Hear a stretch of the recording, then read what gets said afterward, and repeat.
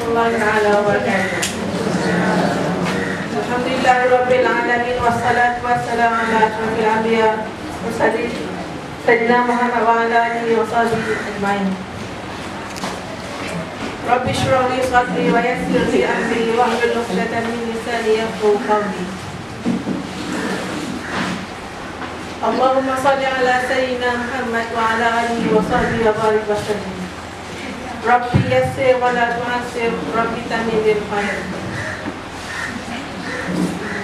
Yang berbahagia dan dihormati Tuan Haji Muhammad Khalid bin Jaafar, Pengarah Urusan Safari Haraman Travel and Tour Sdn Bhd, yang disayangi Ustazah Hajah Asyam binti Yaakob, Penolong Pengarah Urusan Safari Haraman Travel and Tour Sdn Bhd, merangkap ceramah kita pada pagi ini. Yang dihormati Ustaz Berjalil bin Zainul, Pengurus Besar Safari Haraman Travel and Tour Sdn Bhd. Yang dihormati Ustaz Manasir bin Osman, staf Safari Haraman Travel and Tour Sdn Bhd, dan seterusnya muslimin dan muslimat yang saya hormati sekalian.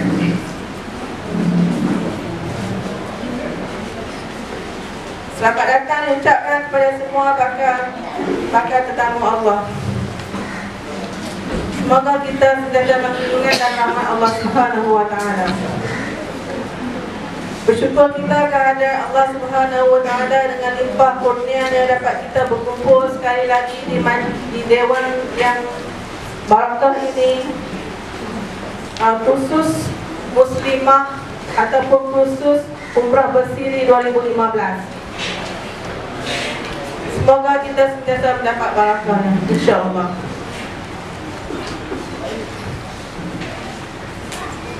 Sekarang kita dah melangkah masuk ke sesi yang kedua, minggu yang kedua. Selesai sudah minggu yang pertama. Untuk menambahkan keberkatan majlis ini,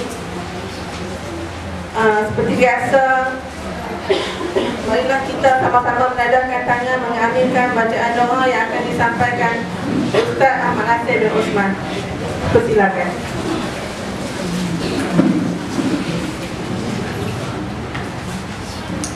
Bismillahirrahmanirrahim. Ila hadrat Nabi Muhammad sallallahu alaihi wasallam. Al-Fatihah. Iyyaka na'budu wa iyyaka nasta'in. Bismillahirrahmanirrahim. Alhamdulillahi rabbil alamin, wassalatu wassalamu ala asyrafil anbiya'i wal mursalin wa ala alihi wa sahbihi ajma'in. Allahumma salli ala sayyidina Muhammad abdika wa nabiyyika wa rasulika an-nabiyil ummi wa ala alihi wa sahbihi wasallam. Wa khatabil qalam wa sawtika wa radallahu an sayyidatina Abi Bakr wa Umar wa Ali wa ala sahabati ajma'in wa ala tabi'in wa tabi'in lahum bi ihsan ila yaumiddin. Rabbi shrah lana sadrana wa yassir lana amrana wahlul 'uqdatam min lisanina yafqahu qawlana. Rabbi zidna 'ilman warzuqna fahman. Rabbi zidna 'ilman warzuqna fahman. Waftah 'alaina hikmataka wanshur 'alaina min khaza'in rahmatika ya arhamar rahimin. Allahumma aftah 'alaina futuhal 'arifin warzuqna fahman nabiyyin wa ilhamal malaikatil muqarrabin fi 'afiyatin rahmatika ya arhamar rahimin. Allahumma nawwir qulubana bil hidayatik kama nawarta arda bi nuri syamsika abadan abadan bi rahmatika ya arhamar rahimin. Allahumma inna na'udzubika minal hammi wal hazan wa na'udzubika minal 'ajzi wal kasal wa na'udzubika minal jubni wal bukhl wa na'udzubika min ghalabati ad-dayni wa qahri ar-rijal. Allahumma inna na'udzubika min 'ilmin la yanfa' wa na'udzubika min qalbin la yakhsha wa na'udzubika min nafsin la tasbah wa na'udzubika min da'watin la yustajabu laha. Allahumma la sahla illa ma ja'altahu sahlan wa anta taj'al al-hazna idza syi'ta sahlan. Allahumma yassir wa la tu'assir. Allahumma tammim bil khair. Allahumma 'afina fi badadina. Allahumma 'afina fi sam'ina. Allahumma 'afina fi basrina. Rabbana atina fid dunya hasanah wa fil akhirati hasanah وقنا عذاب النار. وصلى الله على سيدنا محمد وعلى آله وصحبه وبارك وسلم والحمد لله رب العالمين.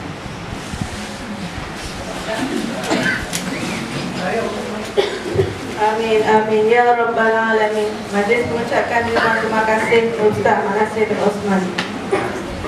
Pendaftaran sudah, doa pun sudah. Semoga majlis kita bertambah barakah dan dirahmati Allah Subhanahu wa taala. Labbaik Allahumma labbaik, labbaik la syarika lak labbaik, innal hamda wan ni'mata laka wal mulk la syarika lak. Ya Allah, jemputlah kami, terimalah kami sebagai tamu-Mu ya Allah. Minggu lepas Ustazah cuma bagi kita mukadimah. Kita dibekalkan ilmu penyucian hati, penyucian jiwa. Ustazah juga ada menyebut untuk menjadi tetamu Allah kita kena ada dua kekuatan. Satu kekuatan fizikal, sihat, kesihatan tubuh badan. Dan yang paling utama sekali, yang keduanya kena ada kesabaran yang tinggi untuk menjadi tamu Allah.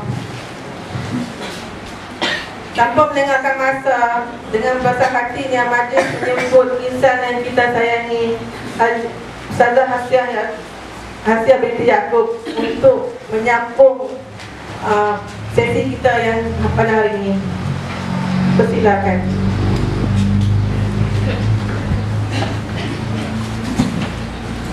Terima kasih pada Puan Pengurus ini. Alhamdulillah, yang saya muliakan hadirin dan hadirat yang berada di hadapan saya, yang dirahmati oleh Allah Subhanahu wa taala. Assalamualaikum warahmatullahi taala wabarakatuh. Astagfirullah wa billah wa minallah wa ilallah walhamdulillah ilaha illallah wallahu akbar wa a'azza wa jalla mimma khaf wahzarallahu akbar kabira walhamdulillahi katsira wa subhanallahi bukratan wa asila. Bismillahirrahmanirrahim, bismillahirrahmanirrahim, bismillahirrahmanirrahim, bismillahilladzi la yadurru ma'asmihi syai'un fil ardi wala fis sama' wa huwas sami'ul 'alim. Kita bersyukur kepada Allah Subhanahu wa taala yang meminjamkan usia kepada kita untuk sehari lagi kita hidup pada hari ini. Dengan keizinannya kita bertemu lagi pada minggu kedua di dalam khusus umrah, insya-Allah taala. Seperti saya kata minggu lalu, yang berada di hadapan saya ni di antara orang-orang yang hebat, yang penuh dengan ilmu di dalam dada. Tapi oleh kerana ini adalah satu tanggungjawab, kita saling ingat memperingati. Sebelum saya masuk, terlebih dahulu saya memohon, tegurlah saya. Andai apa yang bakal saya fatwakan, saya katakan, saya berikan bercanggah daripada syariat Allah dan Rasulnya, sesungguhnya saya adalah di antara insan dan hamba Allah yang serba kekurangan. Alhamdulillah, hari ini kita masuk. Kalau siapa yang ada teman tetamu Allah ni boleh buka surat satu. Yang siapa ada kitab ni, boleh buka surat satu. Dapat edaran tak lagi entah? Belum lagi ya? Sebelah depan ni tak ada lagi lah. Baik, kita tengok pendahuluan kita sebagai persediaan untuk menjadi tetamu Allah Subhanahu wa taala. Terlebih dahulu kita kena berkenalan apa itu umrah, dan kita kena beza apa itu haji. Ke tempat yang sama, pergi ke Mekah juga, menziarahi Madinah juga, tapi atas nama yang berbeza. Nama haji pergi Mekah dan Madinah juga, nama umrah pun ke Mekah dan Madinah juga, tapi ada perbezaan. Ada faktor, iaitu perbezaan di antara kedua-duanya. Kita tengok perbezaan di antara umrah dan haji. Yang mana dikatakan ialah haji kecil. Orang dulu-dulu nanti panggil dia pergi buat haji kecil. Sebab apa? Dia kata umrah juga adalah mengunjungi Baitullahil Haram Mekah untuk mengerjakan ibadah haji. Kenapa dia disebut sebagai haji kecil? Dia tidak ada perkara yang paling besar, yaitu wukuf. Wukuf. Di antara manasik haji yang paling kemuncak ialah wukuf. Maka kalau di dalam kita melakukan ibadah umrah tidak ada ibadah wukuf, maka dengan sebab itu dia dipanggil dengan sebutan haji kecil. Kerana satu ibadah yang paling besar, iaitu kemuncak bagi segala ibadah haji, tidak diadakan wukuf kerana tidak ada 9 Zulhijjah di dalam bulan-bulan kita melakukan umrah. Dengan sebab itu tidak ada wukuf. Wukuf hanya ada setahun sekali saja, iaitu 9 Zulhijjah. Itu pun bermula selepas waktu zuhur, selepas gelincir matahari. Untuk hari-hari lain tidak ada wukuf. Maka dengan sebab itu kita dipanggil umrah, walaupun kita menjadi tetamu Allah juga, pergi ke Mekah, pergi ke Madinah, tetapi tidak disebut sebagai haji kerana tidak adanya wukuf. Baik. Dan haji mengikut kebiasaan sebutan orang adalah haji besar. Itu beza dia sikit saja dengan ada wukuf yang tak ada wukuf. Itu saja beza. Kemudian ada haji yang disambung lagi, iaitu melontar di 3 jamrah, bermalam di Muzdalifah. Tapi bagi umrah tidak ada. Baik, kita cuba berkenalan dengan rukun-rukun umrah. Selepas kita tahu perbezaan di antara haji dan umrah, kita berkenalan dengan rukun-rukun umrah. Yang pertama sekali iaitu niat untuk mengerjakan umrah. Minggu lepas saya dah sentuh, niat untuk mengerjakan umrah ini dah tertanam di dalam hati kita sejak kita mula-mula mukallaf. Orang duk cerita nak pergi umrah, ada jauh terbenam di dalam lubuk hati. Cuma kemampuan yang tak main lagi. Bila sampai ada kemampuan dan dapat jemputan daripada Allah Subhanahu Wa Taala, maka hadirlah kita. Niat tu dah ada, tetapi niat tak rasmi. Niat tak rasmi dengan sebab kalau kata orang kampung pergi tak ada cadang. Ada teringin tengok orang pilih babai lagi. Orang balik dia pergi sambut, dengar cerita sampai melangut. Orang tu menangis, dia menangis seolah-olah dia duduk sama dalam suasana tu. Tapi niat saja ada, namun kemampuan tak kesampaian. Maka wajib di atas setiap mukallaf kena ada walaupun sikit dalam hati dia. Mampu tak mampu, itu kerja Allah. Mintalah dekat dia. Mintalah dekat dia. Memang tak ada cadang. Kalau nak ikut pendapatan bulanan bahkan tak mencukupi. Tetapi sampai masa Allah Ta'ala jemput, tidak mustahil bagi Allah Subhanahu Wa Ta'ala untuk kita menjadi tetamu dia. Okey, itu niat. Tetapi niat yang secara rasmi ni di sana. Sampai di sana baru dipasang niat. Yang kedua, tawaf sebanyak 7 kali. Ini rukun umrah. Tawaf sebanyak 7 kali. Rukun ni kalau kata tak buat, tak pakai terus umrah dia. Dia niat di tanah halal. Kita tak surai lagi satu persatu sebab akan datang kita nak sebut satu persatu di bawah persediaan awal. Kemudian menjaga rukun iaitu 7 kali keliling Kaabah, ketiga sa'i dari Bukit Safa hingga ke Bukit Marwah, keempat bercukur atau bergunting atau dikenali dalam bahasa Arabnya tahlul. Apa maksud tahlul ni? Menghalalkan perbuatan-perbuatan biasa yang tak boleh kita buat pada ketika mana kita dalam ihram. Tahlul ni maksudnya menghalalkan. Kita dipikir tahlul tu bergunting, bukan? Tahlul bukan bergunting. Tahlul ni menghalalkan perbuatan. Jadi di dalam perbuatan sembahyang, tahlul dia ialah memberi salam.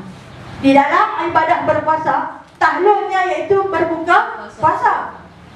Di dalam ibadah haji dan umrah, tahlulnya iaitu bergunting. Itu kena faham istilah tahlul. Menghalalkan perbuatan yang tak boleh. Macam dalam sembahyang, kita tahlul. Apabila kita ucap Assalamualaikum, itu dah tahlul.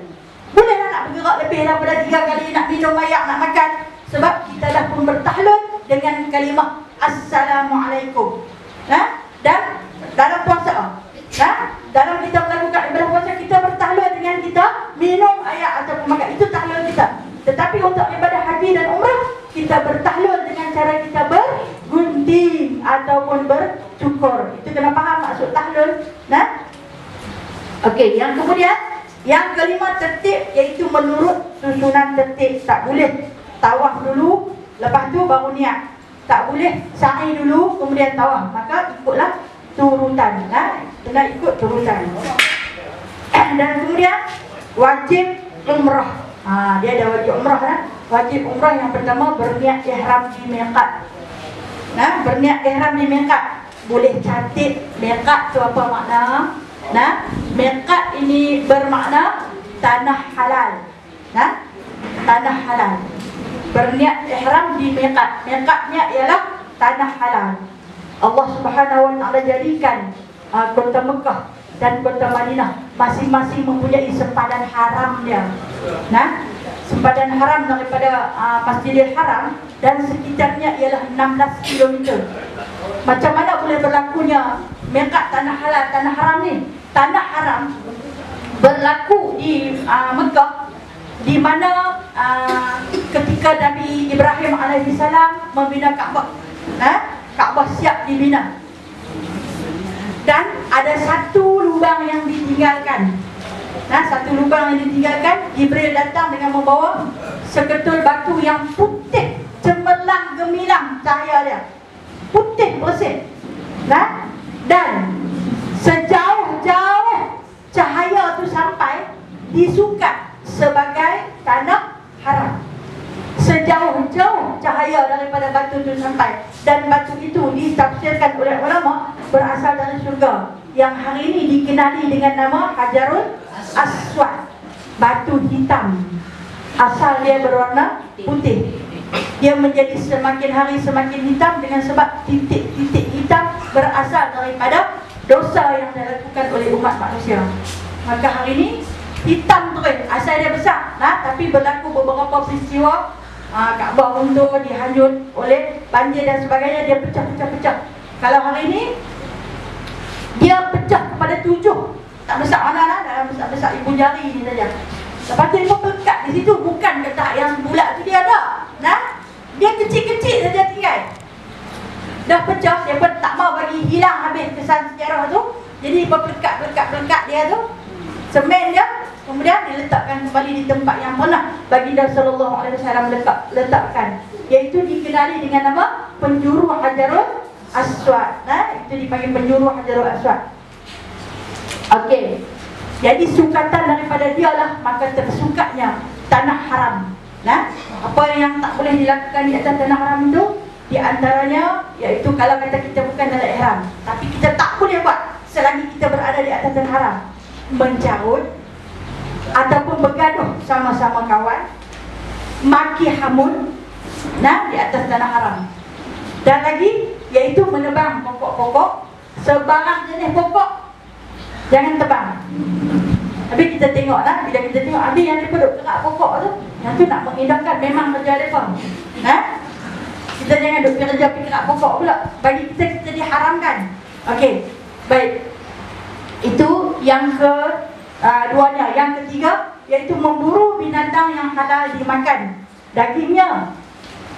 Di antaranya burung merpati. Banyak burung merpati yang ada di Mekah, cukup banyak.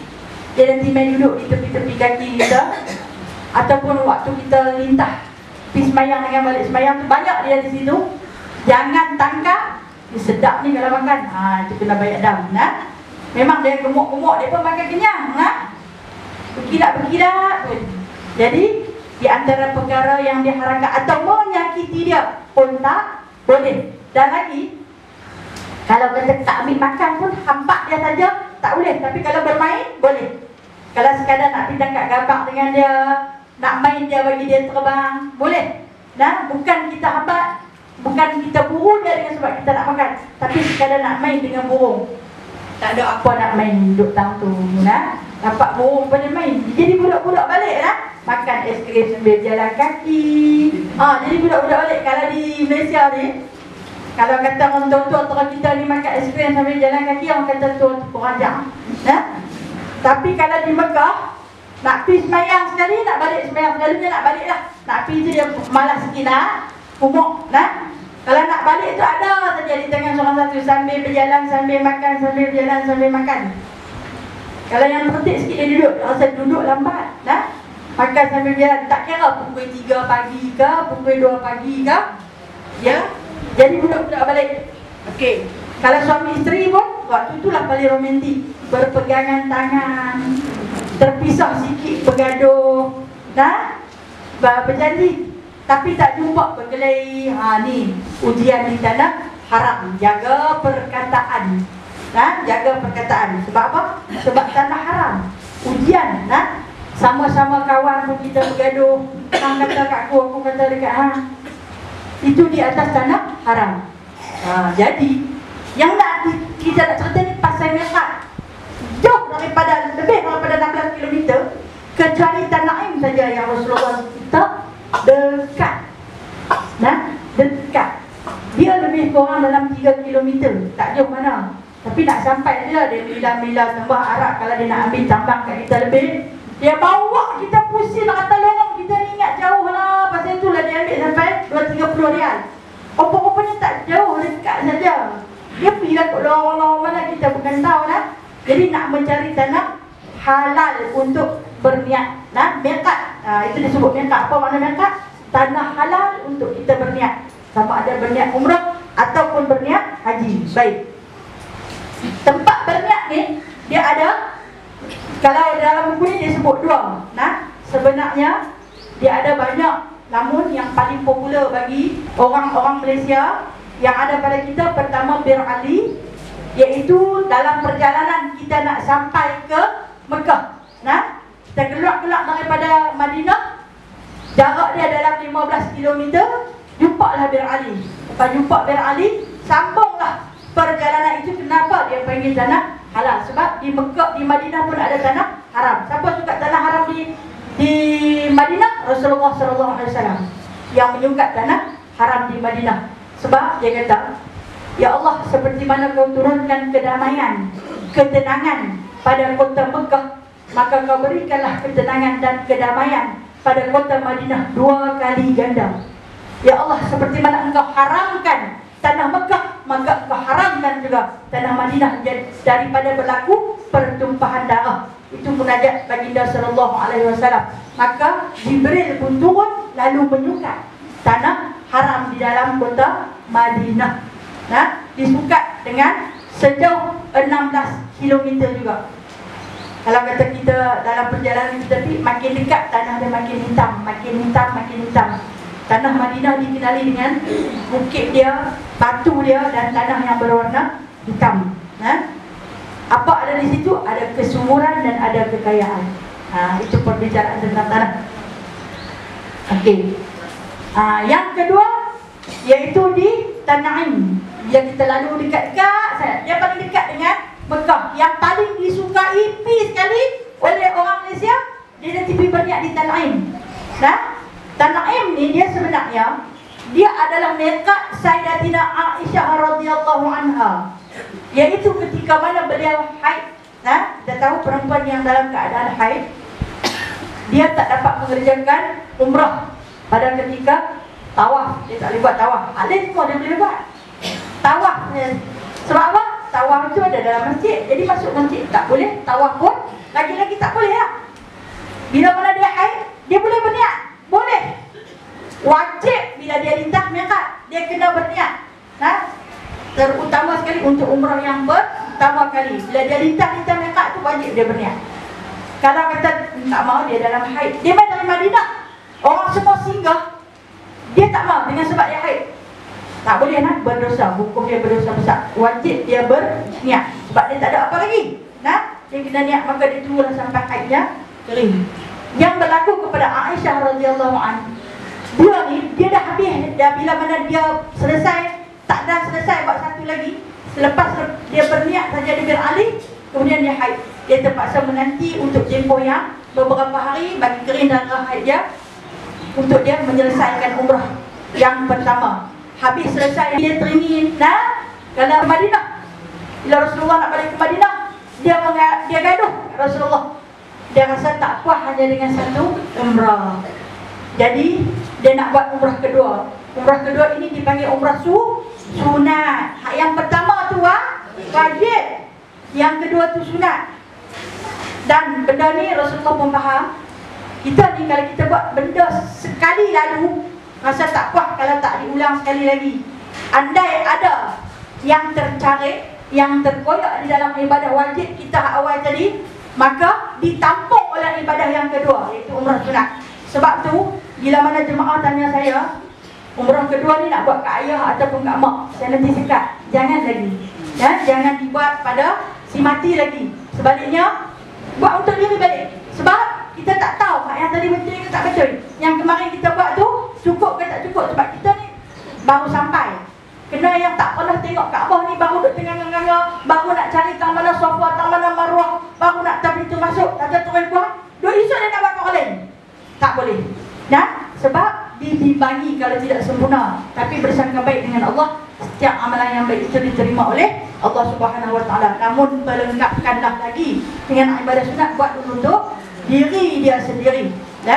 Dan cerita Aisyah ni, bila dia nak buat kali kedua untuk diri dia, apa kata Nabi? Seelok-eloknya miqat ni adalah di Ja'ranah. Tapi oleh kerana Aisyah ni perempuan, maka Nabi pun tunjuklah kepada hambanya, bawa sat depi dekat Tana'im, bawa dia sat dekat Tana'im, suruh dia berniat dekat situ, dekat saja. Kemudian teman dia, bermakna perempuan kalau nak pergi, kenalah ditemani.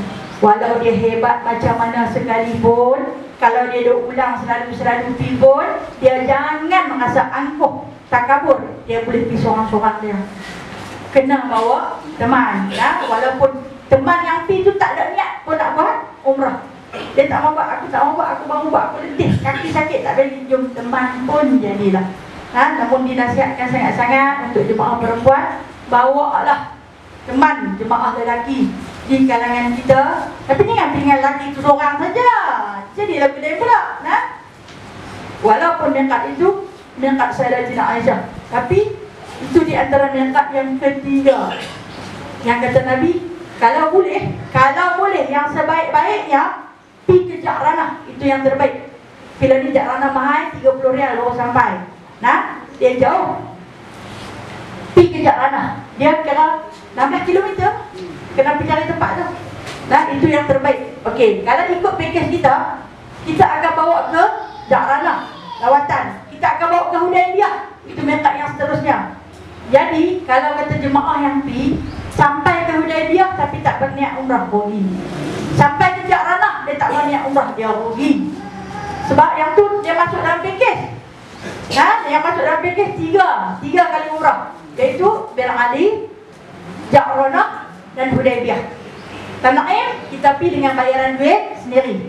Siapa yang nak ulang. Tapi untuk package kita sediakan 3 kali niat. Dan 3 niat ini di miqat yang berbeza-beza, di tempat yang berbeza-beza. Bermula dengan Bir Ali, kemudian kita ke Hudaybiyah, dan kemudian kita ke Ja'ranah. Tiga tempat ni tolonglah cari kesempatan, bawa ubat orang, makan ubat orang, esok ke Ja'ranah. Pasal apa? Nak dapat niat di tempat tu susah. Kalau nak pergi sendiri banyak. Ni dah orang bawa, berniatlah. Dia di antara tempat-tempat yang Nabi suruh kita berniat. Tana'im tak masuk dalam tu. Tana'im tak masuk, tapi ini untuk memudahkan kita beribadah. Maka diambil Tana'im. Kalau kata bagi Imam Malik radhiyallahu anhu, dia tak bagi dia punya pengikut mazhab dia pergi berniat di Tana'im. Dia nanti bagi hak perempuan saja. Dia kata sebab Tana'im tu untuk wanita yang baru habis haid. Jadi dia akan suruh pergi ke Ja'ranah ataupun Hudaybiyah ataupun ke Dzulhulaifah. Biar alilah Dzulhulaifah tu jauh sangat kot. 400 km dah sampai. Jadi kita cari yang terdekat. Maka dengan sebab itu nasihat daripada saya, kalau kita mengikuti package akan bawa ke tempat-tempat Ja'ranah dan Hudaybiyah, ambil kesempatan untuk berniat di tempat-tempat yang terbaik yang dicadangkan oleh baginda sallallahu alaihi wasallam. Baik, dan kemudian tidak melanggar larangan waktu ihram, iaitu 13 pantang larang yang akan kita bicarakan pada masa akan datang. Kalau ada dalam ihram, maka hendaklah kita menjaga pantang larangnya, dan kita akan membicarakan macam mana denda ataupun dam yang dikenakan ke atas orang yang melakukan pantang larang di dalam ihram. Baik. Ini sunat umrah. Nah, sunat umrah, perkara yang baik dikerjakan adalah seperti berikut. Mandi sunat ihram. Yang ni kena tahu. Mandi sunat ihram. Dia akan tanya soalan yang sama. Dia tak ada niat nak pergi buat umrah. Hari itu dia turun pergi ke bawah, pergi sembahyang subuh. Lepas tu kawan-kawan dia kata, tak lagi kita pergi buat umrah lah. Loh, aku tak mandi lagi ni. Halkah pergi balik mandi. Dia pun kelang kabut sampai tak makan pagi. Dia pergi mandi. Mandi orang dah siap duk tunggu bang, dia turun. Makan tidak apa tidak, bangkit daripada pukul 3 pagi tadi, terus pergi mandi. Padahal dia dah mandi dah sebelum dia pergi subuh. Dia mandi pula. Nah, perkara ini dinamakan sunat. Jadi kalau tak mandi boleh tak buat umrah? Boleh. Yang tu kena faham. Nah, tak mandi pun boleh. Jadi kalau mandi lagilah cantik. Nah, lagi cantik. Macam kita letak meja, kalau tak ada tudung, tak elok lah. Kalau bubuh tudung, bubuh bunga, cantik lah. Lagilah cantik. Tapi kalau sampai nak menimbulkan kemudaratan, tak makan pagi, sat lagi dia nak pergi buat kerja. Nah, dia pergi berniat, balik berniat, dia terus masuk ke masjid, dia tawaf 7 pusingan, kemudian dia sa'i, boleh jatuh pingsan. Dengan sebab dah tidur tak cukup, makan pun tak. Itu membawa ke mudaratan. Pasal apa tak makan? Tadi pindah pergi mandi. Masa ketika tu mandi tu jadi sunat, tapi bertukar.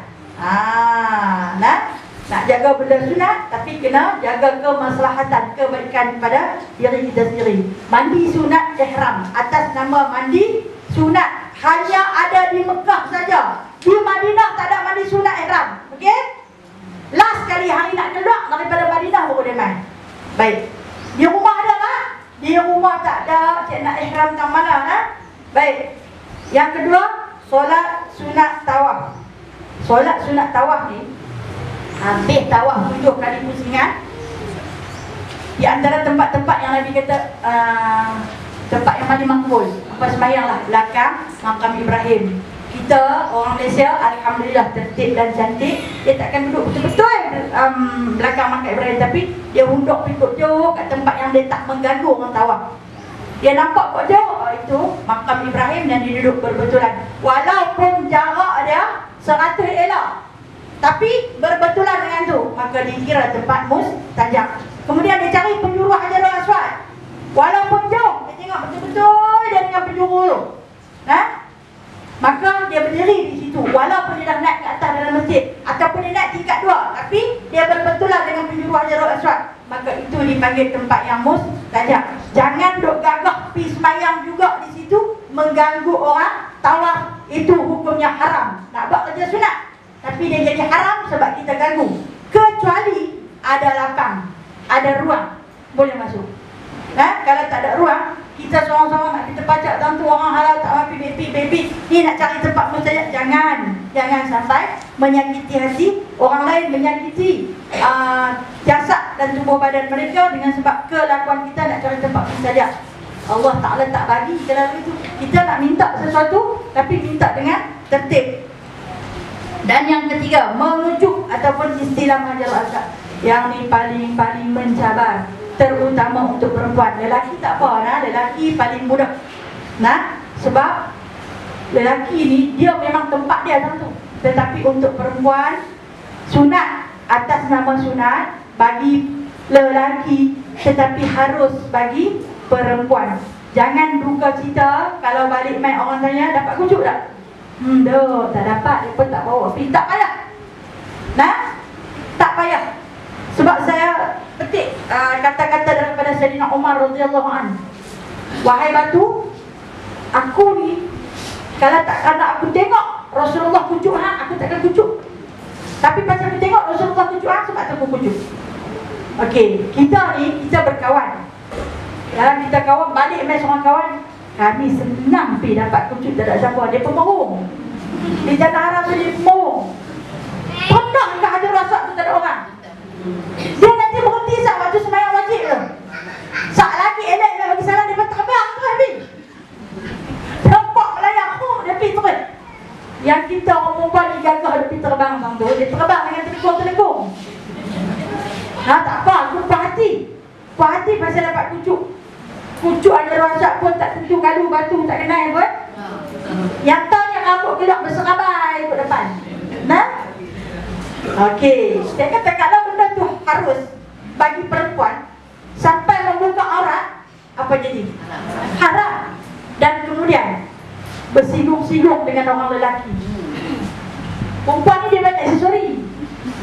Terus salah berhimpit-himpit dengan lelaki. Yang ni bukan saya himpit kata jangan kucuk, benda sunat. Tapi kalau boleh buat, buat. Nah, kalau boleh buat maka lakukanlah. Sebab perkara ini perkara sunat. Namun jangan merasa kecil hati, rendah diri, korang rogi yang kupi sebab tak boleh kucuk. Nah, jangan rasa macam tu. Sebab kita menjaga adab dan hukum. Kalau kita pergi tengok perempuan-perempuan Arab, dia pun tak kampi kat situ. Yang itu bukan Arab. Dan ikut jauh. Pasal apa kita tahu kita punya batas-batas pergaulan di antara lelaki dengan perempuan. Kalau pergi situ tak senerai dengan orang pemohong. Tempat tu memang tempat bertolak-tolak. Dia tak kira siapa lah. Kalau kata jatuh di situ minta tolong polis tu boleh tak tolong. Dia kata aku kalau turun dengan aku dia kau pinjam.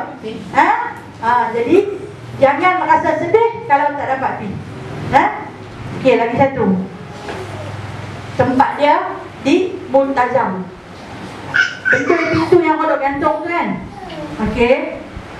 Dia di antara tempat mustajab.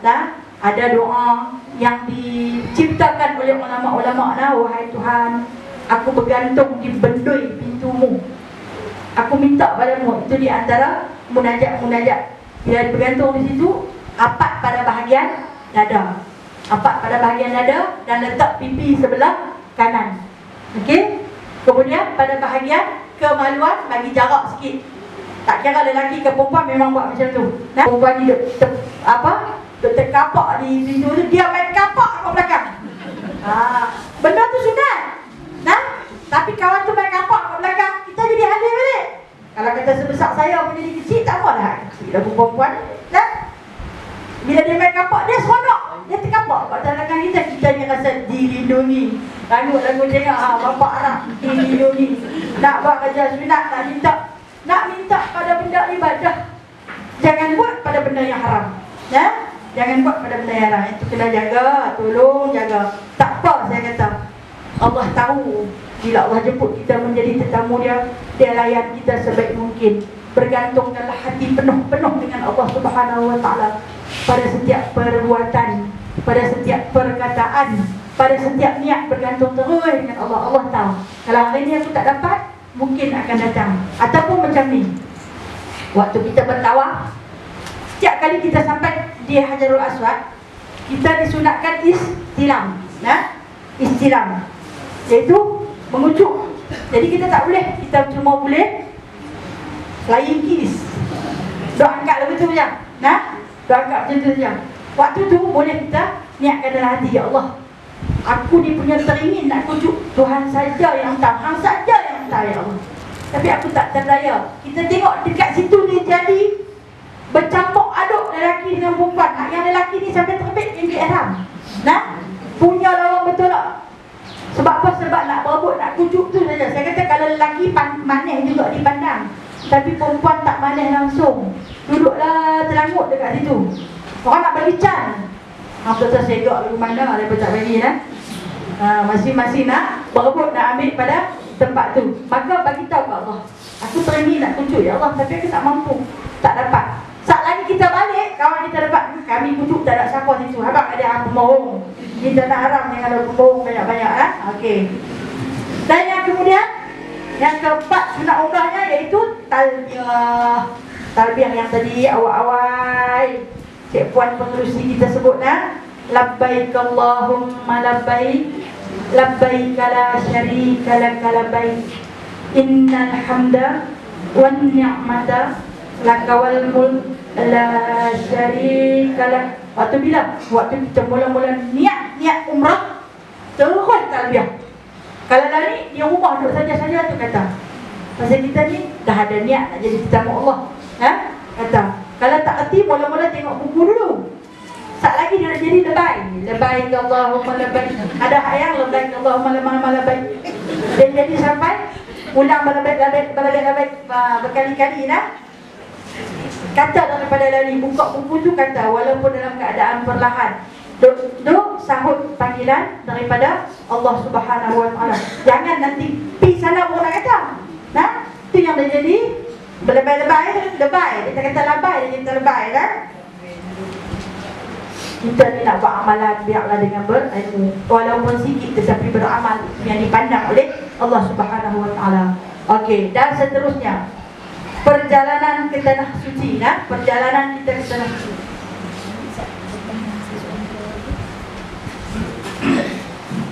Baik, untuk memudahkan perjalanan ke tanah suci adalah dinasihatkan supaya para jemaah menyediakan kelengkapan seperti berikut. Yang pertama, beg kecil yang boleh disandang untuk menyimpan pasport, tiket penerbangan dan wang secukupnya. Wang ni secukup rasa lah. Dia sendiri boleh rasa-rasa duit dia ada banyak mana. Berhutang berbaris hanya sebab orang tu bawa 5,000, aku 3,000 saja tak cukup, dan terpaksa dia pergi berhutang. Yang perlu ada ialah beg kecil. Ini package kita bagi nak yang orang gantung di leher tu. Yang gantung di leher. Ada yang bawa secara menyelam, ada yang bawa lagu sebelah beg tangan. Tapi yang paling pokok bawa, kalau kita gantung di leher ataupun secara menyelam. Kalau selam, biar selam di dalam tudung atau dalam telekung. Jangan dalam baju. Dalam baju sekali nak ambil duit, dia nanti selak rumah dia dalam bawah, naik atas. Ni cukup bahaya. Ada kisah yang parah tu, tunggu perhati. Dia membawa duit dulu dalam. Dia buat zip. Lepas tu lagi satu yang menyedihkan, tiap kali nak singgah ni, dia tiada. Aku duit di dalam, pakai duit yang dulu. Yang ni yang agak lemah ni. Tak lagi kita dekat-dekat OT sebiji, takkan nak minta balik duit kat dia. Tapi mata lah kita sama-sama musafir kan. Apa pula lah dia. Tak kira lah. Kalau hari-hari kawan tu kerja dia pakai tak apa, tak lagi sampai hotel aku bayar kat hang. Tunggu bayar tak bayar lagi. Alah sedia aja dia pun ingat. Berhutang di tanah haram tu lah. 100 kali ganda dosa, 100,000 kali ganda dosa. Dia buat dah aja. Pasal apa? Pasal duit dia di dalam. Bila juga duit di dalam. Bawa pula setengah. Saya kata jangan bawa pula sampai habis. Kalau orang curi atau hilang ke semua. Jadi dalam itu guna orang bagi beg. Orang bagi beg kecil tu. Okey, pasport juga diletak di dalam beg tu. Jangan bawa banyak-banyak beg. Beg tangan satu, beg galah satu, beg telekung satu. Habis tu dia nak pegang sana. Dia macam nak suruh orang bawa lagi. Beg tangan pun dia nak bawa. Beg tangan ni mahal ni, Borneo, Kornea. Bila dia bawa beg tangan mahal-mahal, hak yang beg ni tak apa nak laku, tapi dah orang suruh bawa bila. Jangan bawa banyak-banyak beg. Kita kalau nak jadi tetapu Allah ni, buatlah perasaan glamour. Kata Imam Syafi'i rahimahullah ta'ala, orang yang nak menjadi tetamu Allah, sama ada haji ataupun umrah, iaitu orang yang bersedia untuk membuang segala perhiasan yang ada pada tubuh badannya. Kalau kata barang mak tu buka sat, tinggal tak buka lama pun 12 hari, buka sat tinggal. Sat lagi yang kerana cakok mak tu nanti tersangkut di tudung orang, tersangkut di beg orang, atau tersangkut di beg sendiri. Pakai subang sampai besar tu tersangkut di telekung. Itu di antara benda-benda yang kena kita hindari. Jadi dalam beg kecil tu yang kena ada, kalau di sini dia sebut, iaitu perkara yang wang secukupnya ni, makna dia secukup rasa lah. Kalau kata sekali kita keluar, buahlah dalam 10 atau 50 rial. Jangan berbanyak-banyak dalam tu. Macam saya sebut tadi, kalau hilang perhabis. Kita tahu, kita agak-agak hari ni aku nak pergi beli apa, jadi bawa tak kat tu. Tak adalah duk minta kat orang tiap-tiap kali. Yang kedua, beg untuk mengisi pakaian yang bersaiz sederhana. Yang package bagi juga, yang ada 2 roda tu. Itu beg tu untuk mengisi pakaian yang bersaiz sederhana. Puan-puan boleh tengok dalam petak yang saya bagi ni.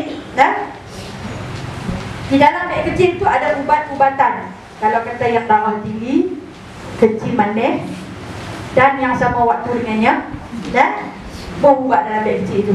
Senang kalau nak ambil. Tak payah dia pergi buka beg Hak yang saya sederhana tu dia nanti kejar naik ke semua. Ada dah dalam beg kecil tu. Masuk scan pun orang tak marah, orang tahu. Sakit, umuh kat dia kan. Dan kemudian apa yang ada dalam beg yang sederhana? Sepasang persalinan yang ada dalam beg sederhana. Bukan beg yang kecil, tapi beg sederhana, sepasang persalinan. Baik, saya sebut apa dia sepasang persalinan. Kalau bagi perempuan, aksesori dalaman dia. Dan kemudian baju ataupun sepasang baju kurung ataupun jubah.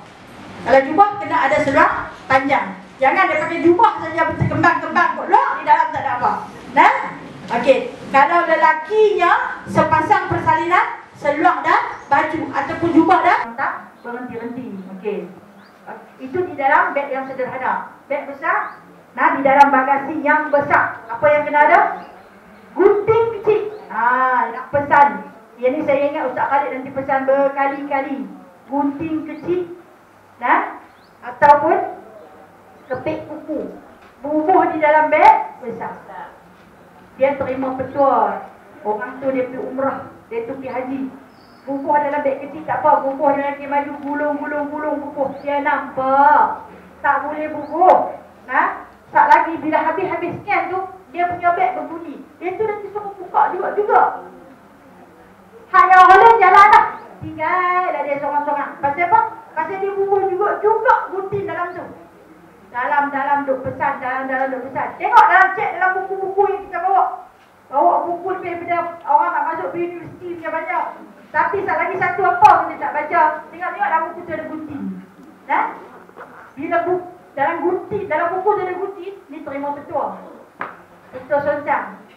Bila dia nak cari gunting tu di dalam buku tak jumpa, dia akan kejar semua sepasang persalinan duduk di atas lantai airport. Polis tu perhati tengok. Dengan orang-orang ada tunggu pun perhati tengok apalah benda. Ingat awal-awal. Saya pesan sekali lagi, ingat awal-awal. Tapi selalu jadi. Gunting duduk dalam beg sederhana. Tak duduk juga. Bubuh dalam bagasi. Dalam beg hak besar tu yang kita memang tak buka dah. Dan dalam beg besar tu jangan ada bubuh dah apa benda yang kita nak buka. Lagi hilang kunci.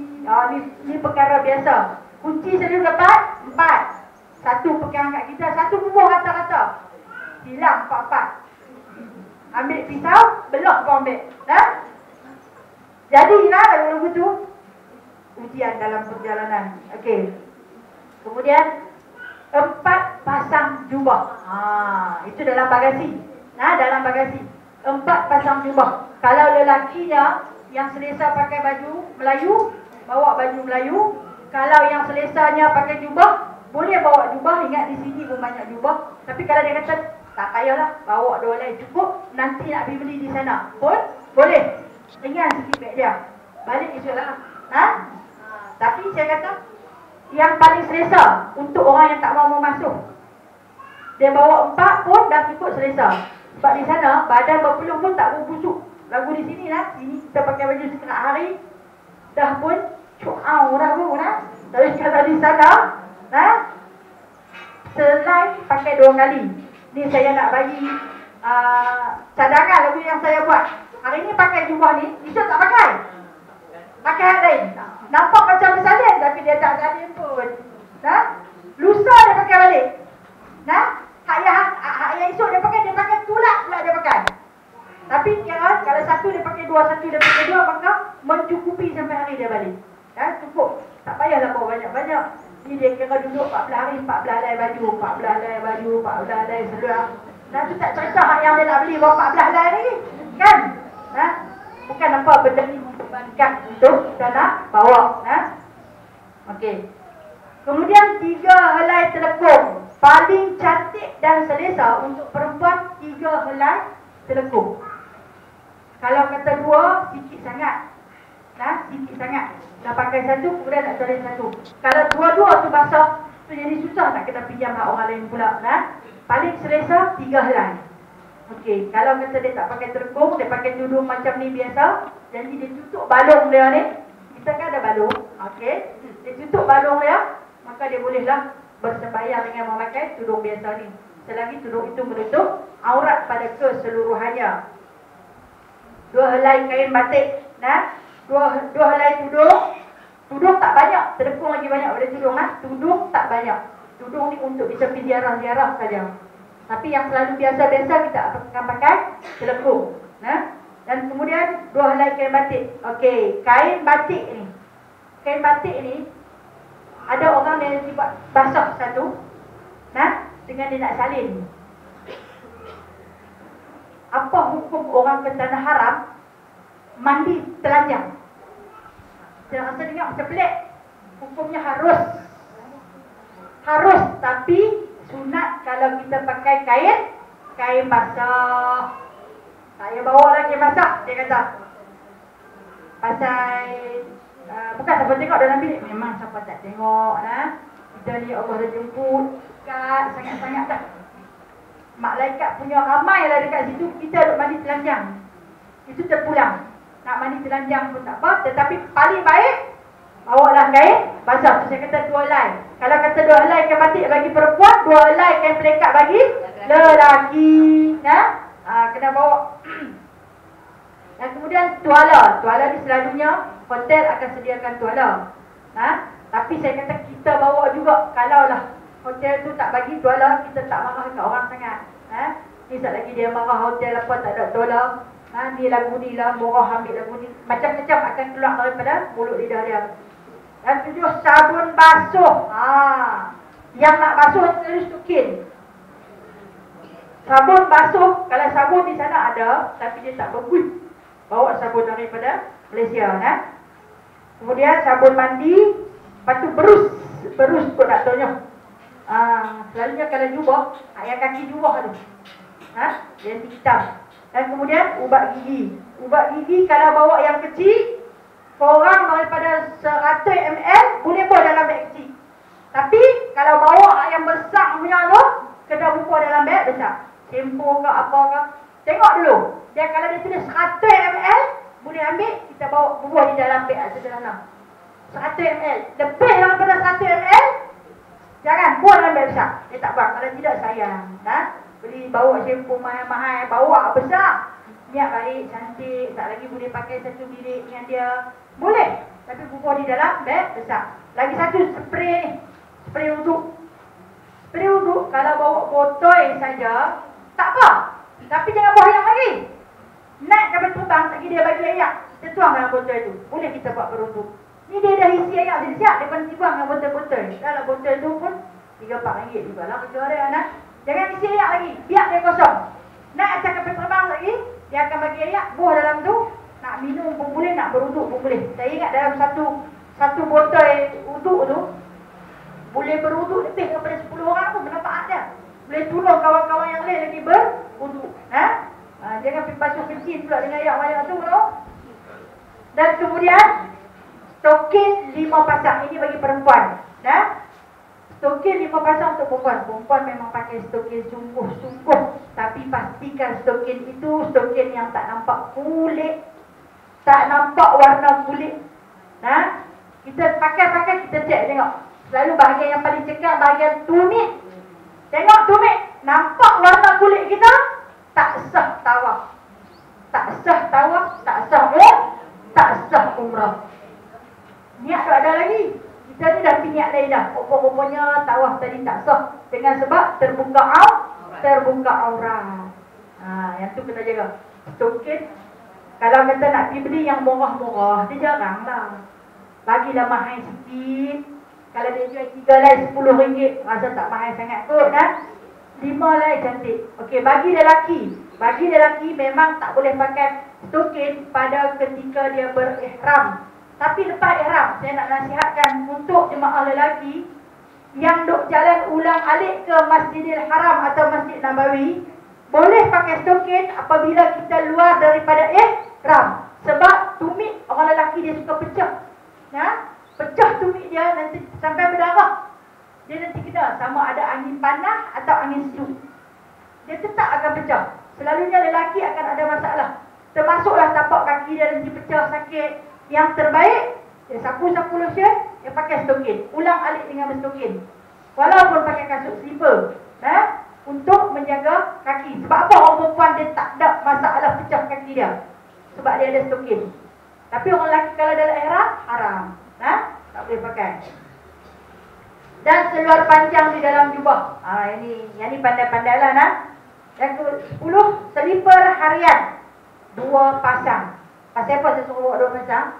Kalau hilang 1, ada lagi 1. Hilang lagi 1, ada lagi 1. Pasal kemungkinan kita tak jumpa kedai kasut lagi, kita tahu ada lagi 1. Ataupun yang terlebih baik, dia rasa macam nak sedekah lah 1 ni dekat kawan yang kita. Alhamdulillah. Tapi slipper ni yang bersifat jangan terlampau mahal, yang biasa saja, yang selesa kita pakai. Kalau perempuan dia selesa slipper sepit kaki tu, dia kena cari stokin yang ada untuk ibu jari kaki. Kalau dia tak ada sepit pada stokin dia sepit kat kasut, tak ni tergelak kasut tu, dia berjalan sambil tergelak. Yang tu menyukarkan dia berjalan, tanpa berjalan dengan kawan-kawan. Kalau kawan-kawan yang sabar menunggu dia duduk ikat tali kasut tu, baguslah. Kena kawan yang tak sabar, dia ni aku punya pom tu pakai kasut berjam. Tahu kau tu ambil masa seminit, dia pun kata berjam-jam. Okey. Dan seterusnya penyangkut baju. Yang ni kena banyak. Nyangkut baju ni korang-korang pun saya kata 10. Orang lelaki tak takut banyak orang tu. Orang lelaki ni banyak kemudahan. Orang lelaki cakap 5 cukup. Kalau perempuan ni dia memang kaki menyangkut. Lepas tu dia nanti ambil menyangkut orang lain pula. Menyangkut kawan dia. Hak kawan tu yang bawa penyangkut banyak tu habis tu kan. Dia punya sangkut ke baju dia berlambak-lambak. Jadi saya kata bawa sendiri-sendiri, seorang 10. Jangan sikit. Sikit tak cukup ambil hak orang. Bila ambil orang ni lah punca nak jadi berkeling. Kita jangan kacau hak orang. Kalau kita tak kacau hak orang, insya-Allah orang pun tak berani kacau hak kita. Ni kita hanya pakai hak orang. Duit pakai hang punya sat, pakai menyangkut hang sat, pakai ubat gigi hang sat, pakai sabun hang sat. Habis hang ada apa? Ada dalam beg. Aku ada, bukan tak ada. Ada dalam beg. Kau kelak ramai. Kacau nak pakai hak orang. Kan? Lama-lama kau tu dia kadang lah. Okey, sekali-sekala nak makan, pi keluar makan nasi Arab. Hak yang dalam bilik tu, yang ini tak apa aku belanja. Kita makan nasi Arab. Saat ni sedap nasi Arab habis tadi. Malah dia beli pula. Pakai duit hamsat dulu. Yang tu. Tak apa. Baik lagi, manis lagi bukan tu. Mai masuk ke 3 ke 4. Ambil order yang tu, bayarnya tidak. Saya kata jangan pakai hak orang. Walaupun itu pemurah lagu mana pun, jangan pakai. Pemurah manusia bukan macam pemurah Allah dan Rasul, yang takkan ingat sampai bila-bila. Tapi kalau manusia hujung-hujung tu dia bunyi. Dia tu betul-betul pau lah. Genggam tak tirih. Kita dia kena bayar kat dia. Sekali-sekala tak apalah dah. Kalau sangat-sangat agak-agak lah. Okey, ini pasal penyangkut baju. Perempuan memang pakai penyangkut baju banyak. Dan janganlah bawa penyangkut baju hak yang RM10 tu. Sangkut-sangkut baju ni. Baik, orang lelaki dia kata dia tak banyak. Dia pun tak banyak aksesori. Kelih pun korang. Orang lelaki korang kelih. Seronok orang lelaki lah. Dia pun baik-baik. Orang perempuan dia hanya salah sikit lah. Okey. Seterusnya kita tengok. Di dalam bagasi untuk jemaah lelaki, sepasang kain ihram untuk lelaki sekurang-kurangnya sepasang kain ihram. Itu paling kurang. Kalau paling lebih, 2 pasang. Itu paling lebih. Jangan bawa 4 pasang macam jubah tu. Tak payah bawa lain dah. Oh yang tu je. Jadi sekurang-kurangnya bawa sepasang. Sepasang tu dia ada 2 lah. Yang sebaik di badan 1, yang ikat di pinggang 1. Itu yang paling-paling kurang di dalam beg besar. Kalau kata ada yang bawa yang jenis kain kapas tu, dia lagi nipis. Tapi pastikan dia tak jarang. Sampai nampak warna kulit. Kalau nampak warna kulit, pada bahagian paha saja. Untuk lelaki yang dalam ihram, hukum dia haram. Dia jarang, kain ihram dia jarang. Dia pakai, dia ikat di pinggang. Bila dia ikat di pinggang, kita nampak warna paha dia tu. Bila nampak warna paha dia, bermakna terbuka aurat. Bila terbuka aurat, maka haram hukumnya. Tawaf dia tak sah, sa'i dia tak sah, umrah dia tak sah. Tapi niat tu ada, buat lain. Buat lain. Sebab tu dia kata bawa kain pelikat. Boleh pakai kain pelikat tak? Boleh. Kalau kain pelikat tu berjahit, jangan seredung masuk.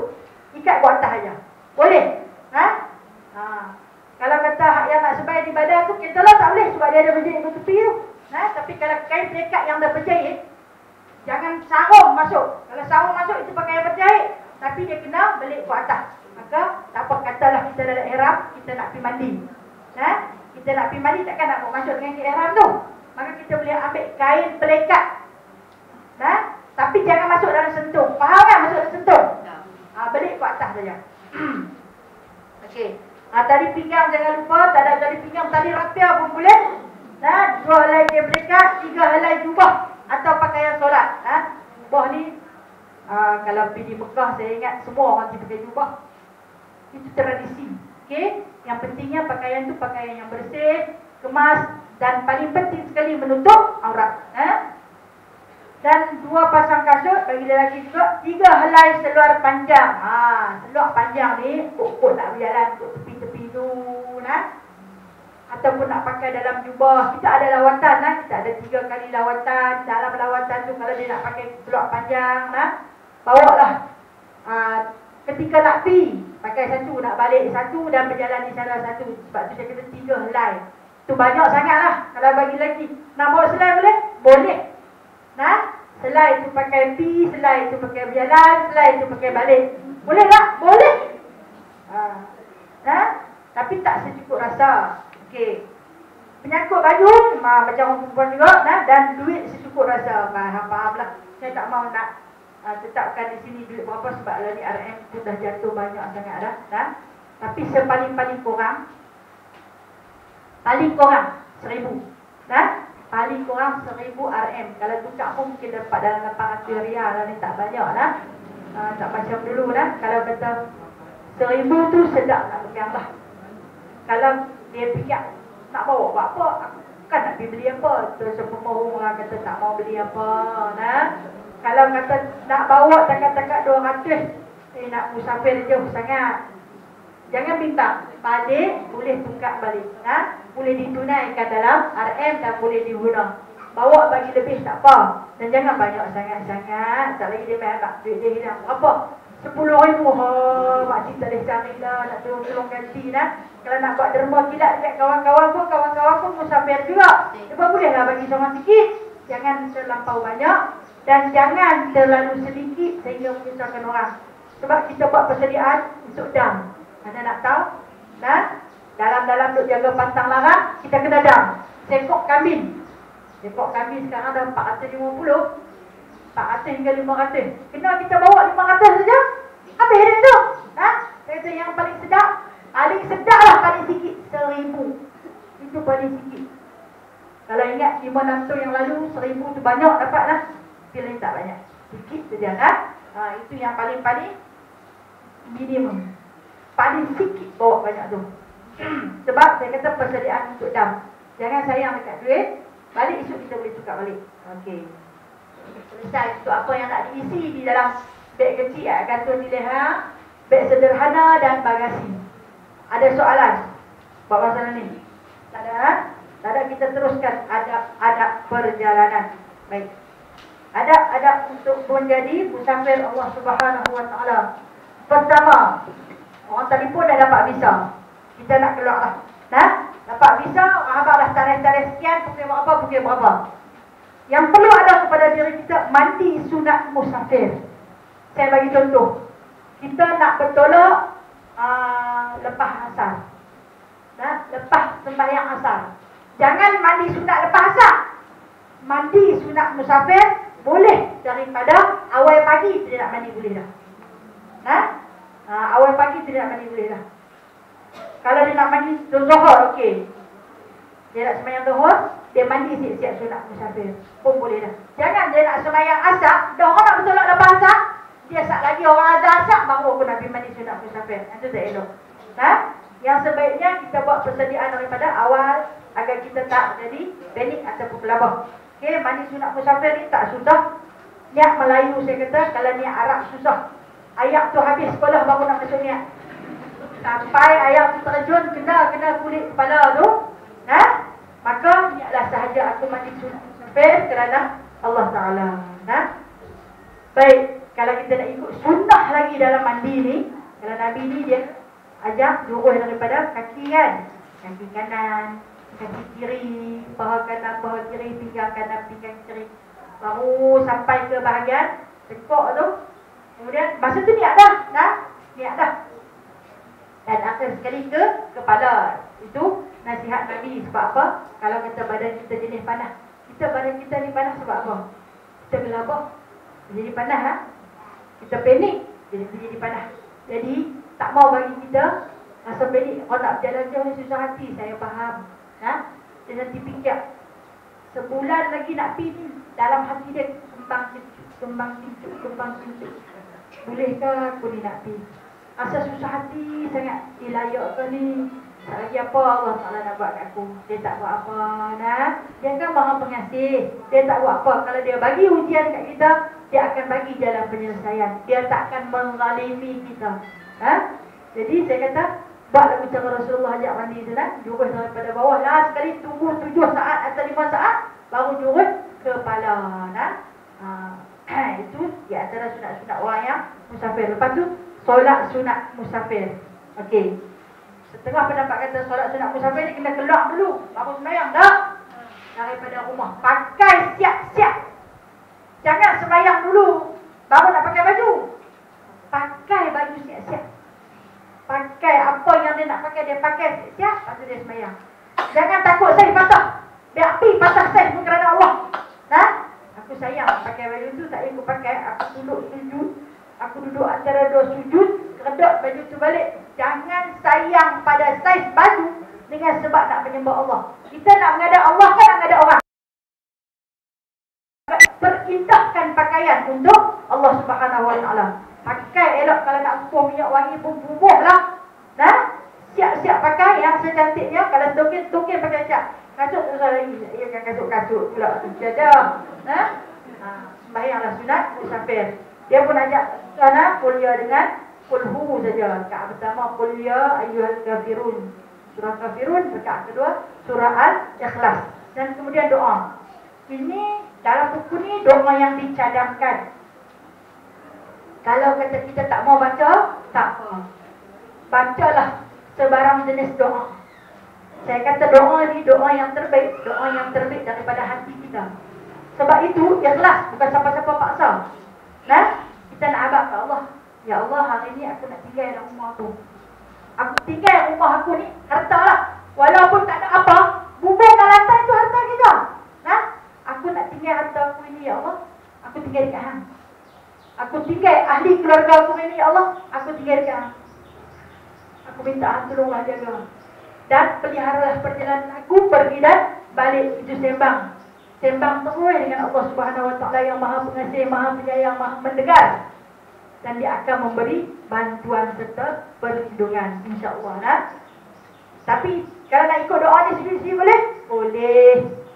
Boleh. Ini yang dicadangkan.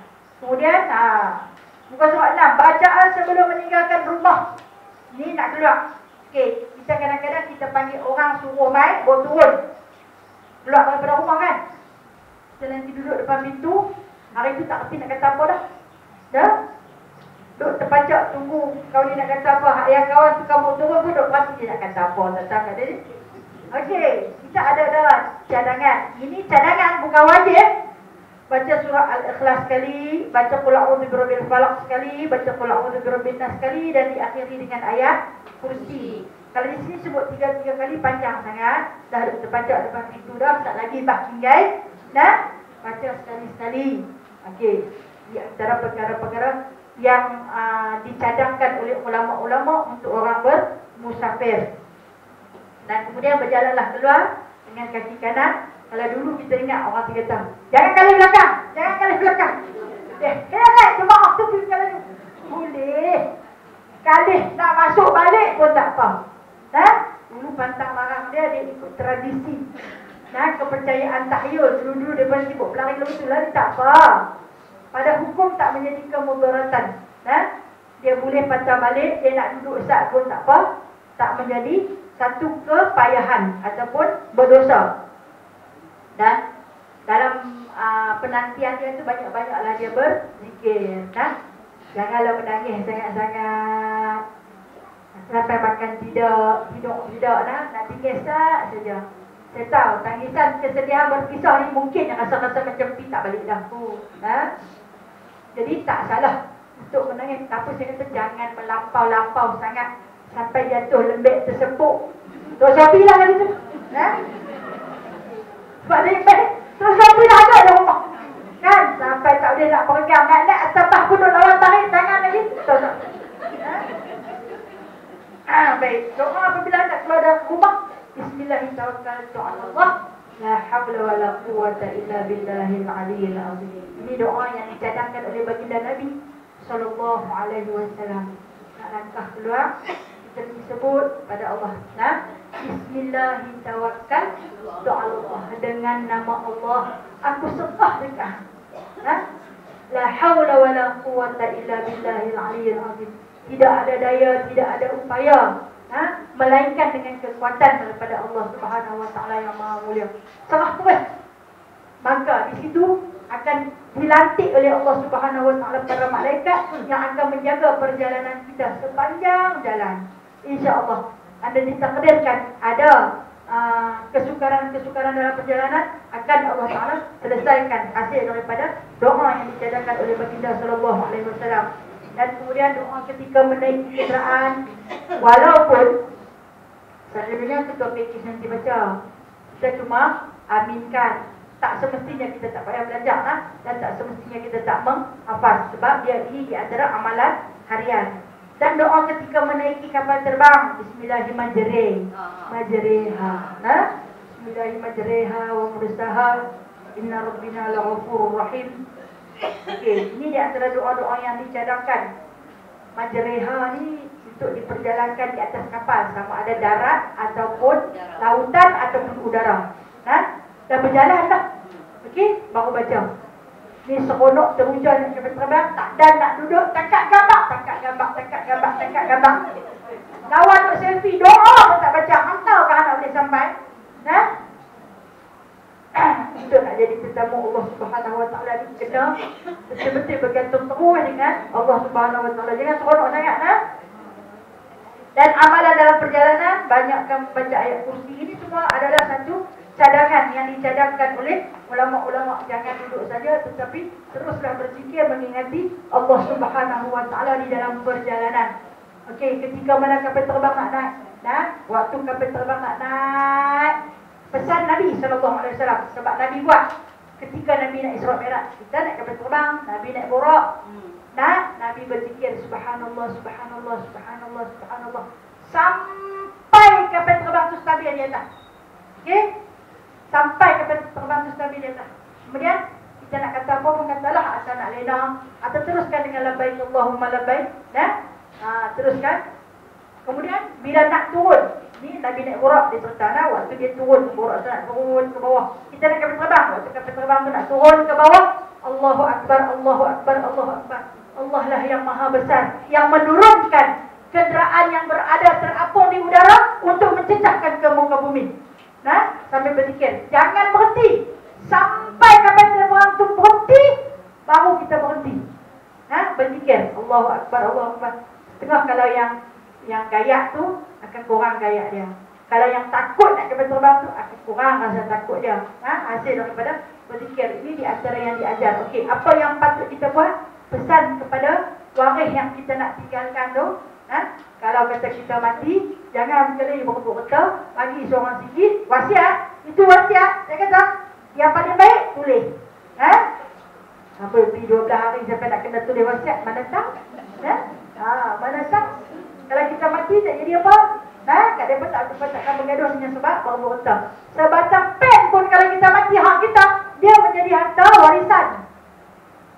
Anak ada 6, kepak 6 pen tu, bagi orang sikit.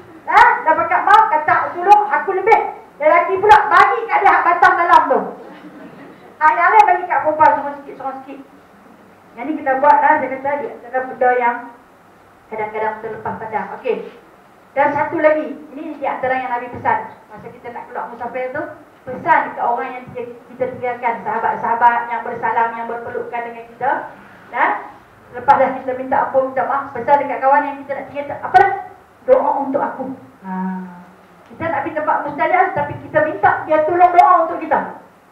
saling doa mendoakan. Doa untuk aku agar aku dipermudahkan untuk melakukan segala urusan. Dan kawan tak lagi dia akan sambut, tolong doa untuk aku sama dah, supaya Allah Ta'ala jemput aku. Atau mungkin dia kirim salam, sampaikan salam dekat Nabi Muhammad SAW. Kita tanggung salam tu kalau dia hantar dengan lafaz. Kalau dia tak hantar dengan lafaz, kita tak payah tanggung salam tu. Tapi kalau dia hantar, sampaikan salam aku kepada junjungan besar Nabi Muhammad SAW dengan lafaz Assalamualaikum warahmatullahi wabarakatuh. Jadi berat dan kita tanggung. Okey? Sampai di makam Nabi, tak payah buka sampai 4-5 kajang nama ni abang. Ya Nabi SAW, sesungguhnya sahabat-sahabat aku yang berada di tanah air mengutuskan salam untuk baginda SAW dengan lafaz Assalamualaikum warahmatullahi wabarakatuh. Selesai. Selesai. Yang bukan kirim salam tu sebab dia rindu. Walaupun dia pergi berkali-kali, tapi setiap kali orang nak pergi dia pesan salam kat Nabi jauh di sudut hati. Rasa tak menangis bila setiap kali kita pesan salam kat Nabi SAW, insya-Allah kau yang jawab. Kita rasa macam dia memang pergi menghadap terus dengan Nabi. Yang kita yang tak sampai ni rasa bila dia nak panggil. Doa-doa untuk kami okey, saling doa mendoakan. Itu pesanan baginda SAW. Maka berangkatlah sebagai tetamu Allah Subhanahu wa taala. Insya-Allah taala minggu depan kita akan sampai ke bumi Jeddah. Hari ini baru musafir kan? Naik kapal terbang, turun kapal terbang. Naik dengan subhanallah, turun dengan Allahu Akbar. Dan kita akan sampai di bumi Jeddah. Apa yang perlu kita buat? Sebaik saja kita menjejakkan kaki ke bumi Jeddah. Insya-Allah taala kita jumpa lagi minggu depan. Yang baik itu adalah datangnya daripada Allah Subhanahu wa taala, yang tidak baik itu adalah kelemahan dan kekurangan diri saya sendiri. Ada soalan nak tanya?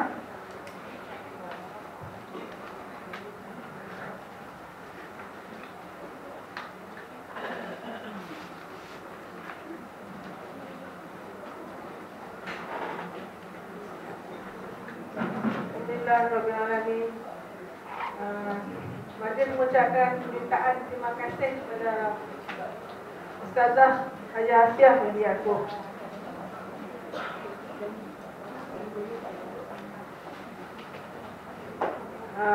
Sebelum kita teruskan sesi 3 harapan, kita tangguhkan, sebelum kita tangguhkan khusus kita pada minggu hadapan, ada sedikit pengumuman di sini. Mahat Tafsir Insan Syamil Darul A'la Sungai Kedah di bawah naungan Ustaz Muhammad Khalid bin Jaafar sedang mengumpul dana wakaf. Siapa yang ingin menyumbang, sila ke kaunter pendaftaran.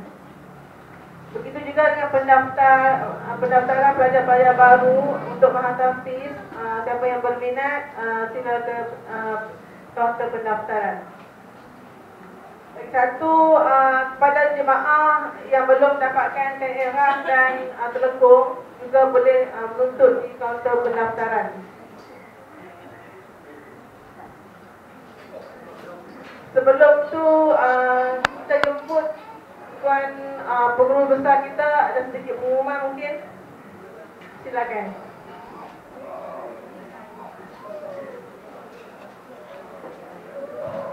Bismillahirrahmanirrahim. Assalamualaikum warahmatullahi wabarakatuh.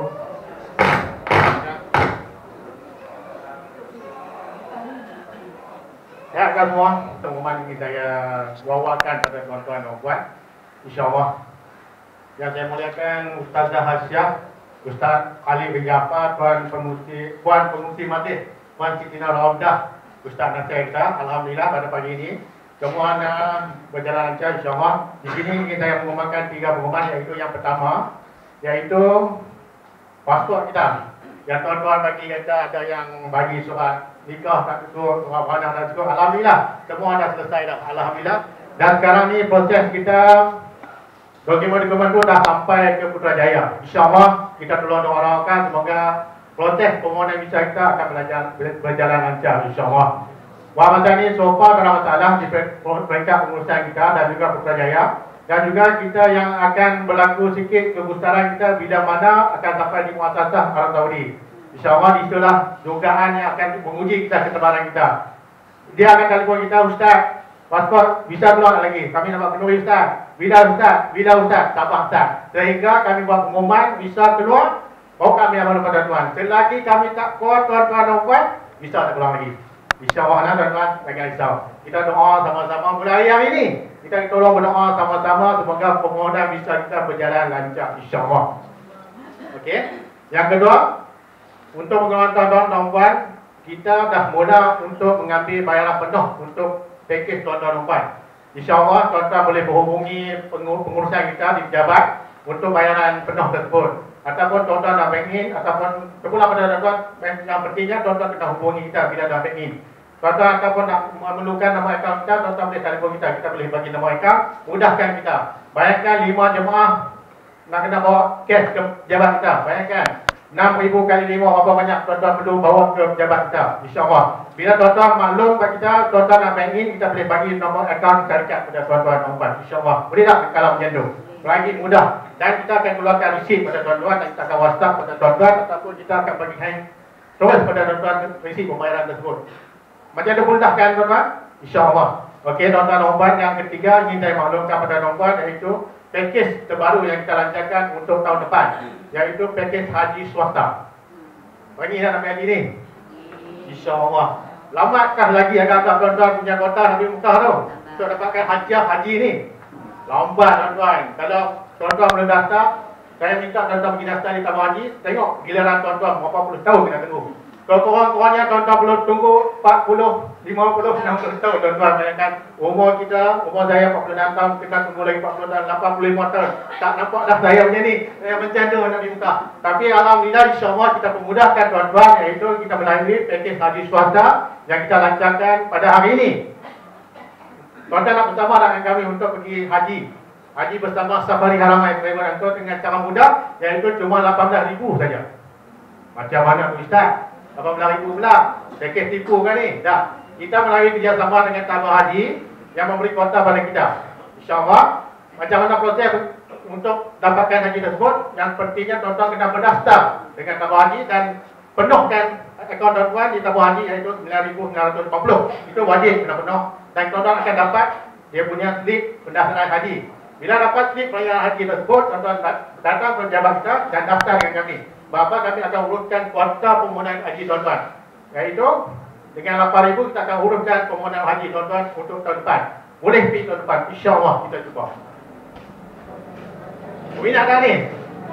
InsyaAllah. Kalau tuan-tuan agak-agak kamu punya tabung haji tapi pakej muasasah. Muasasah yang melalui kuota Arab Saudi 39,000. Pilihan pada tuan-tuan dan puan. Kita ada 2 pakej, 18,000 ataupun 39,000. Terpulang pada tuan-tuan. Tapi saya akan rekomen pada tuan-tuan 18,000 sebab pengurusan A hingga Z di bawah pengurusan tabung haji. Cuma Safari Haramain menguruskan berkenaan visa tuan-tuan dan puan. Kita akan urus visa tuan-tuan melalui visa tabung haji. Pengurusan, pendaftaran, khusus semua di bawah tabung haji. InsyaAllah. Berminat dah. Kalau berminat, tuan-tuan boleh hubungi pegawai pengurusan saya ataupun saya sendiri, Ustaz Khalid, Ustazah, boleh hubungi kami untuk pertanyaan lanjut. InsyaAllah. Pendaftaran kita buka melalui hari ini. Siapa cepat dia dapat. Siapa lambat, kita akan tunda ke tahun sekali lagi. InsyaAllah tuan-tuan. InsyaAllah. Sama-sama kita doakan semoga umrah kita mabrur dan kita akan dapat juga mengejar haji yang mabrur insyaAllah. Sama-sama kita doakan. Bapak, ini haji wajib. Kalau ada kemampuan, apa salahnya kita pergi haji secepat yang mungkin. Apa salahnya kan? InsyaAllah tuan-tuan. Itu saja untuk pengumuman pada hari ini. InsyaAllah kita akan bertemu lagi untuk sesi yang ketiga pada minggu depan. InsyaAllah saya mengucapkan terima kasih pada puan pengurusi majlis kerana memberi ruang pada saya untuk buat pengumuman pada pagi ini insyaAllah. Dan hari kalam saya mengucapkan Assalamualaikum warahmatullahi wabarakatuh.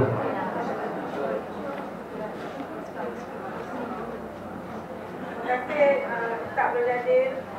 Sampai di sini dulu kursus kita tertangguh ke minggu hadapan.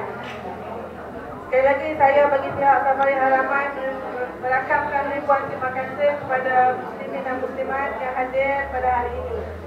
Dan tidak juga ketinggalan kepada staf-staf Safari Haramain yang bersungguh-sungguh di luar sana. Yang baik itu dari Allah, yang buruk itu dari saya sendiri. Saya sudahi khusus umrah berdiri pada hari ini dengan wabillahi taufiq wal hidayah. Assalamualaikum warahmatullahi wabarakatuh. Sebelum tu ada sedikit jamuan di dewan sebelah. Semua diminta ke dewan sebelah untuk menjamu selera. Terima kasih.